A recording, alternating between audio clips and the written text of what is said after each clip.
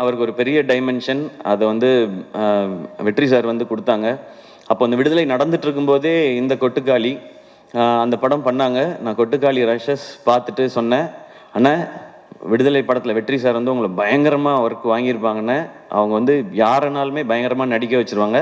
But எனக்கு என்னமோ தோணுது, கொட்டுக்காளி படம் அதை விட 1 மார்க் எக்ஸ்ட்ரா வாங்கிடும்னு நினைக்கிறேண்ணே உங்களோட ஆக்டரா அப்படின்னு சொல்லி. எனக்கு அதுதான் ஃபஸ்ட்டு ரஷஸ். அப்போ நான் விடுதலை பார்க்கல. நான் விடுதலை பார்க்காமலே எனக்கு தோணுனது அதான். ஏன் அப்படின்னா, மேபி அது இன்னும் நெருக்கமாக அவரை நமக்கு காட்டினதுனால. அண்ட் இதில் ஒரு சின்ன ஒரு ஷேடு இருக்குது. அது இது வரைக்கும் நம்ம சூரியன்கிட்ட பார்க்காத ஷேடு. அதனால எனக்கு அது தோணிகிட்டே இருந்துச்சு. அண்ட் கருடன், அது வந்து கருடன் இந்த பிளான்ல இருக்குன்னே எனக்கு தெரியாது. வந்து ஒரு பெரிய கமர்ஷியல் சக்ஸஸ் கொடுத்தேன். இந்த வருஷம் சக்ஸஸ்ஃபுல்லாக ஓடின படங்களில் முக்கியமான இடத்துல கருடன் இருக்குது. ஒரு 3-4 ஃபிலிம்ஸ் தான் இருக்குதுன்னு நினைக்கிறேன், ஒரு ப்ராப்பர் பிளாக் பஸ்டர் ஃபிலிம்னு. அதில் கருடன் இருக்குது. ஸோ கமர்ஷியல் சக்ஸஸும் கொடுத்துட்டாரு.